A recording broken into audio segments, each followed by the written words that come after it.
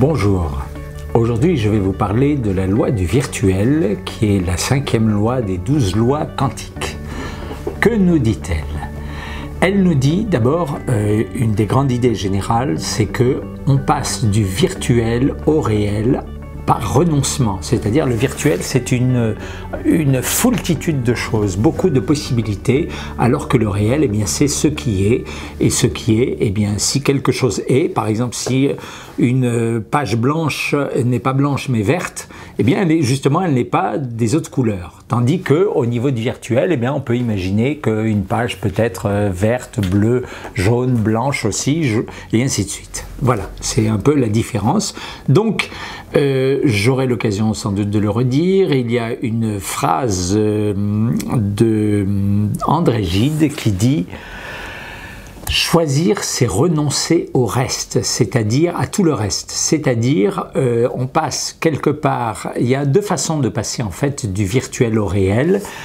Si c'est nous, dans la conduite de notre vie, c'est en choisissant. Je choisis par exemple, si j'ai plusieurs possibilités, on va dire par exemple, si les 15 jours qui viennent, j'ai la possibilité de faire un grand voyage, ou d'aller voir des amis, ou de rester chez moi, ou d'apprendre le piano, et ainsi de suite, eh bien, je vais passer de ce virtuel de tous les possibles au réel par un choix.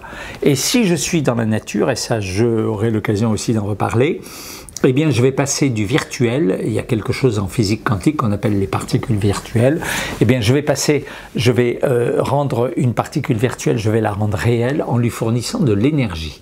Donc, le virtuel, on va dire que c'est un possible du réel, et le passage de l'un à l'autre se fait avec, il faut un petit quelque chose en plus. Si c'est nous, ça va être un choix. Et si c'est la nature des particules virtuelles, eh bien ça va être un apport d'énergie. Voilà. Alors, je vais commencer par les mathématiques. En mathématiques, il y a aussi du virtuel, et ce virtuel qui sert à faire des démonstrations, à aboutir à des résultats. Et ce virtuel, eh bien, c'est celui de l'infini. On va dire l'infini potentiel. Par exemple, on va vous dire que il y a un nombre infini les nombres entiers, par exemple, sont en nombre infini. Eh bien, cet infini n'est pas un infini réel, c'est-à-dire vous n'avez pas un sac dans lequel vous aurez tous les nombres entiers. C'est un infini virtuel, c'est-à-dire si par exemple vous alignez, vous calculez les nombres entiers, vous les comptez jusqu'à 3 milliards et ainsi de suite, il y en aura toujours un après. Voilà, donc c'est pour ça que c'est infini, et c'est pour ça que c'est virtuel, il y a toujours une infinité de nombres entiers qui resteront, quelle que soit la quantité de nombres entiers que vous aurez écrit par exemple sur une page, ou sur un grand nombre de pages. D'autre part, c'est aussi, et ça compte beaucoup en mathématiques, il y a un autre infini, c'est l'infiniment petit. Quand on calcule la limite de quelque chose qui tend vers autre chose, eh bien on prend l'infini, l'infiniment petit. L'infini, c'est aussi, parfois d'ailleurs, il y a une collusion entre l'infini et le fini, puisque quand vous avez un segment de droite, eh bien c'est donc une quantité finie, c'est une distance finie. Par exemple, un segment de droite peut faire 5 cm, ou 7, ou 8, peu importe, mais donc cette quantité finie est aussi une infinité de points géométriques. Donc tout ça pour vous dire que le fini et l'infini sont en connivence. Par exemple, si vous prenez le 0, ce qui est le nombre fini par excellence, et que vous l'inversez, vous faites 1 sur 0, eh bien ça correspond à l'infini aussi en mathématiques. D'ailleurs, 1 sur 0, ça n'est pas défini.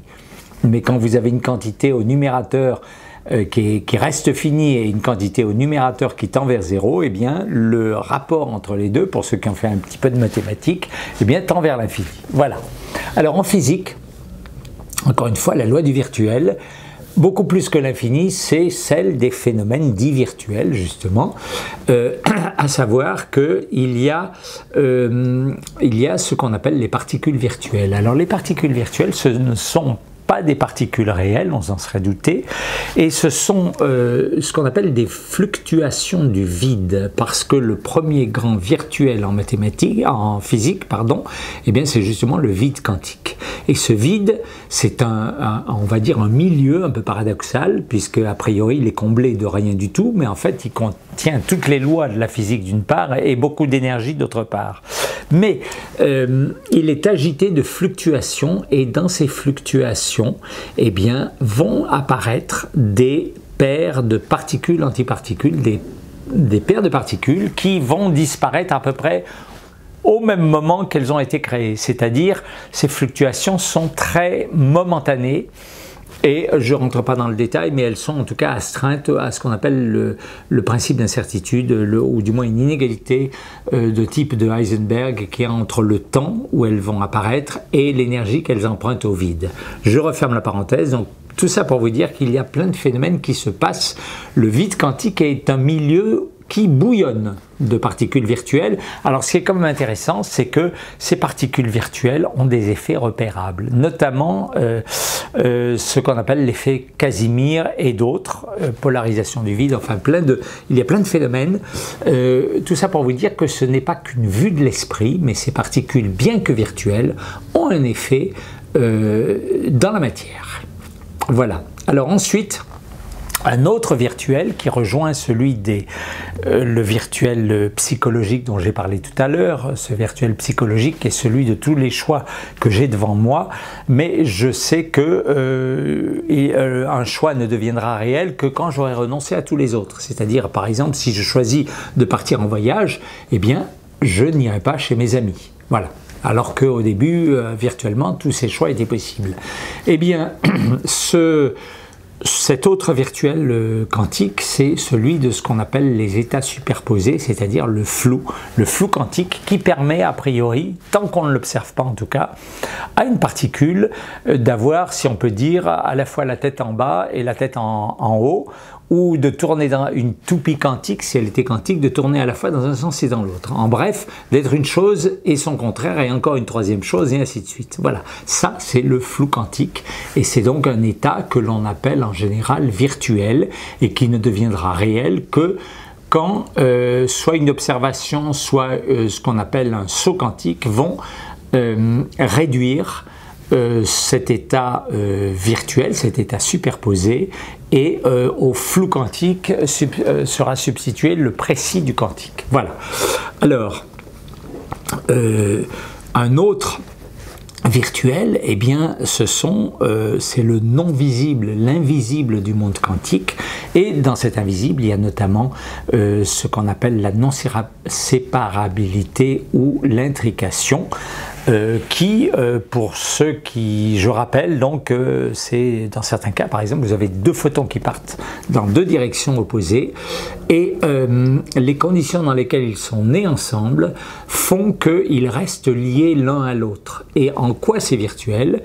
Eh bien, c'est virtuel parce que le lien qui les relie est totalement invisible. Il est d'ailleurs même pas, on pourrait dire qu'il n'est même pas de nature physique, parce que quand on va modifier l'un dans certaines circonstances, ça va modifier instantanément l'autre, alors que les lois de la relativité d'Einstein, a priori, s'opposent à une telle instantanéité. Voilà, je referme la parenthèse, mais tout ça pour dire que tout se passe comme si, dans le monde physique, il y avait un double invisible, un double virtuel du monde visible, du monde palpable, celui que les physiciens peuvent voir, et que ce double, de temps en temps, eh bien, frappe à la porte du réel palpable et le modifie.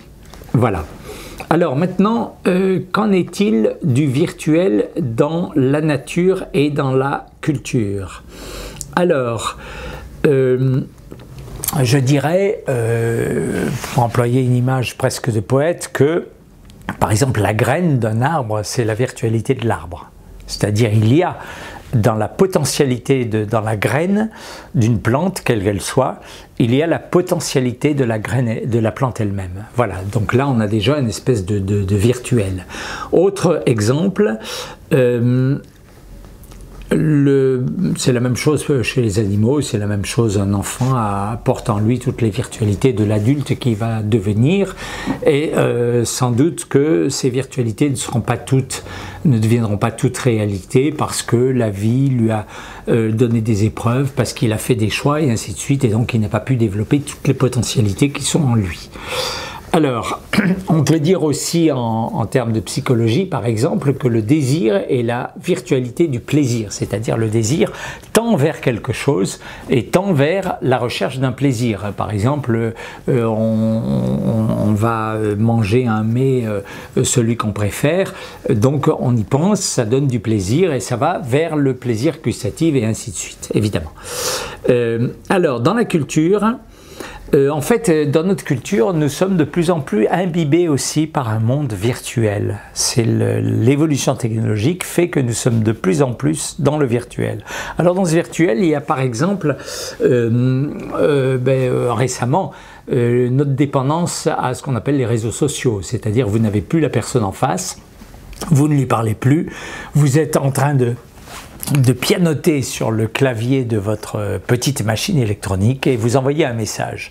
Moi j'ai déjà vu des groupes de jeunes par exemple qui en principe sont tous ensemble mais chacun est en train de converser sur un mode virtuel avec d'autres personnes et donc ça me fait toujours sourire. Je me dis mais ils sont en train de tourner un petit vidéoclip pour montrer le côté un peu absurde de la société contemporaine. Mais non, en fait, c'est même pas pour ça. Et donc, ça veut dire qu'on a une espèce de dépendance quand même à ça qui est malheureusement, enfin malheureusement, il n'y a pas de jugement de valeur à faire, mais en tout cas, c'est très fort. Et c'est très récent. Autre mode de virtuel, eh bien, c'est les robots. Vous savez qu'on a de plus en plus de robots qui peuvent faire de plus en plus de choses que nous sommes capables de faire. En plus, on s'ingénie à faire des robots qui ressemblent de plus en plus à des humains. Et donc, ce sont quelque part des humains virtuels. Pourquoi pas, il pourrait arriver un jour, on imagine qu'on ait réussi l'évolution technologique fasse que ce soit très difficile de faire la différence entre un robot et un individu, sauf évidemment à prendre un couteau et voir si c'est du sang qui coule si on le blesse ou si on découvre des composants électroniques. Voilà. Et puis, dernière chose qui m'a beaucoup amusé aussi, c'est ce qu'on appelle le Bitcoin, c'est-à-dire c'est une monnaie, alors je crois que ça a été inventé en fait par un Australien qui pendant longtemps a voulu faire croire qu'il était japonais, mais qui finalement a révélé son identité il y a peut-être 2 ans, quelque chose comme ça, et donc qui a mis au point une technologie qu'on appelle blockchain, enfin en anglais, qui est très astucieuse et qui permet d'avoir une unité de compte monétaire parallèle qui ne dépend ni d'un pays ni d'un système bancaire et qui permet de faire des transactions. Voilà le Bitcoin. Et donc tout ça pour dire qu'avec le progrès notamment de l'électronique, avec le progrès technologique en tout cas, de plus en plus d'aspects du virtuel envahissent nos vies. Je ne sais pas où cela va s'arrêter.